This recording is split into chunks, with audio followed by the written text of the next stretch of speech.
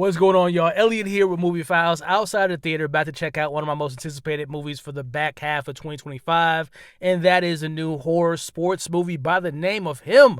I am so excited for this. Marlon Wayans, been following him for forever. His comedies, his dramas, television movies, you name it. Big fan of his. I am really excited to see Tyriq Withers. I saw him pop on the scene a couple years ago in Atlanta when he played Aaron in that phenomenal episode. And then Julia Fox, right? I haven't seen her since Uncut Gems. I know she's been in other things, but it's been a while since I've seen her on camera. But my only wild card is the director, which isn't Jordan Peele. He produced this film, but Justin Tippings. I'm not familiar with his work, so he's the only thing. And I'm not nervous like he's gonna drop the ball, but just I don't know what his bag is. I don't know what he has in his bag. So I'm excited to see his work on screen and obviously the movie as a whole. So when you all see me again, we'll be talking about Him. No spoilers, but I'm excited to check it out. I'll see you all on the other side. Damn it, y'all. Damn it. I wanted to love this movie. I wanted to simply like this movie.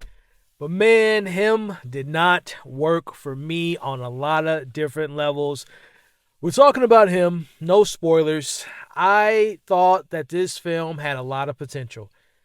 Being someone that loves horror movies, loves sports movies, you combine the two worlds with, actors that I'm a fan of, and particularly Marlon Wayans, and it just is, it's all over the place, man. Like, we're trying to talk about, what it means to be a sports athlete, what it means to take on this lifestyle, what sacrifices have to be made, literally, metaphorically, the time, the blood, the sweat, the tears, priorities, and just so much we could have did with this movie. But this film is like, oh, you like this? Well, we're going to go over here. Oh, you want to go? It's all over the place. I think when the film credits rolled, there was maybe at least 3 writers, maybe even 4. And, sometimes that helps when you have some people that are like, I'm great at this. I'm going to write this element. I've come from this. I've come from the sports world. I come from the horror world. Let me touch on this. There's so many cooks in this kitchen that it is like, oh, this is interesting, but can we focus? Nope, we're going to go. It's just all over the place, and it really hurts the pacing. It's tonally all over the place, and it structurally doesn't have a foundation. Positively speaking, as the trailers alluded to, as I was kind of hoping for, Marlon Wayans is really good in this film. I've been a Marlon fan since I was a kid in living color. The Wayans brothers, Requiem of a Dream, Above the Rim, one of my personal favorites. So many, obviously White Chicks, Scary Movie. I mean, the man has just had a really great career, obviously in the comedic world, but also in the drama world. And I think he does both of those worlds in this role, man. Like, he plays to the things that we've known him for and his sensibilities. He's a great comedic actor with great comedic timing, and there are moments where it's like he's making you as an audience uncomfortable as well as the main character uncomfortable, and he plays into that role well as this guy who's been known to be the GOAT, the legend, the icon. He's him, but he's closer to the end of his career than he is at the beginning. And there's this young buck trying to take his position. Does he bring him into the fold? Does he mentor him? Does he give him all the tips and tricks of how to stay on this level?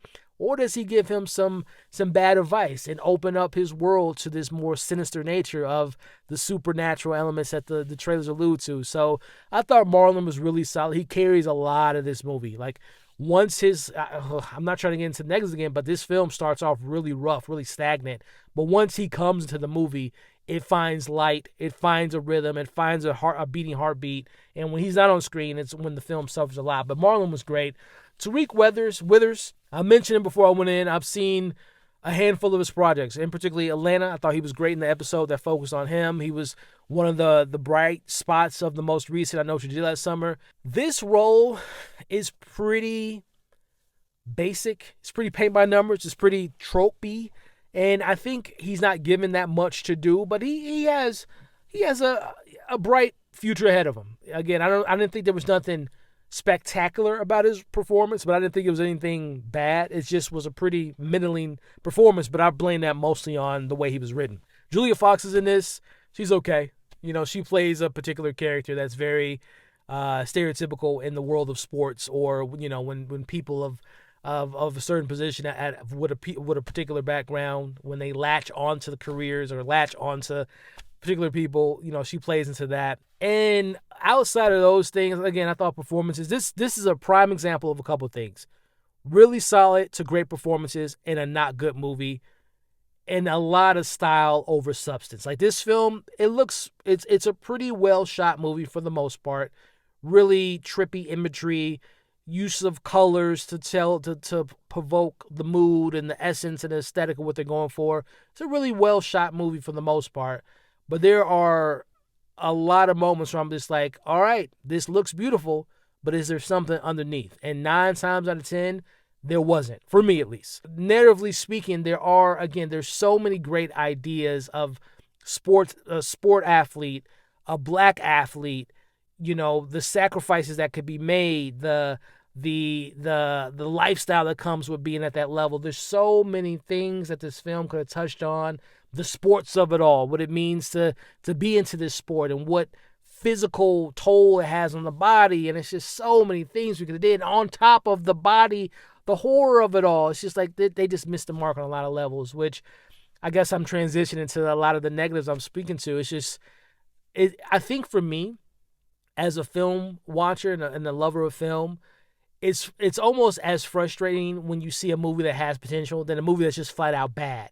That makes me more upset. When I see a movie that has the potential to be great and they just don't go for that mark, they just are just like, you're there. You have all the tools in the tool shed to make something great, but for some reason, it just doesn't click. For the reason I think is for this film is the script. There's so many different ideas that just diverts the movie to go here, there, up, and there. The tone there's moments where I'm like, okay, that's meant to be funny, but is that meant to be funny? Okay, that's meant to be deep, but is it really that deep? And it doesn't click. And then when we get to the end, it's just like, oh, it's so lazy, because it's just like, I don't want to give it away, but let's just go all out. But it's like, you got to build to that to get to the conclusion that we get at. And I don't feel like the film, to me, didn't earn that ending, didn't deserve that ending. It just felt like, all right, just throw your hands up and let's hope the audience likes it. And unfortunately, I was a part of the audience and I didn't like it. I didn't like this film, and it bums me out because I was really looking forward to it.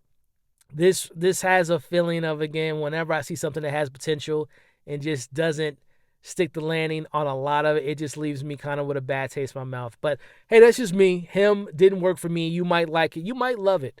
But I didn't. I didn't like it or love it. I'm going to give him a 2.5 out of 5. I think you'll find, like me, you'll find the performance is solid. You'll find some of the camera work and the way they use some of the camera work and how they illustrate the sports of it all. You'll find those things to work. And hell, if you're a scary cat, you might find it to be scary, which I did not find it. It's more of a, let me get this correct before we wrap up. It is a thriller more than it is a horror movie. Because when it tries to be creepy and horror, horror type of moments, it does not work. But if you think of a psychological thriller, then it kind of plays into, okay, those moments have some bright spots every now and then. But in totality, 2.5 out of 5.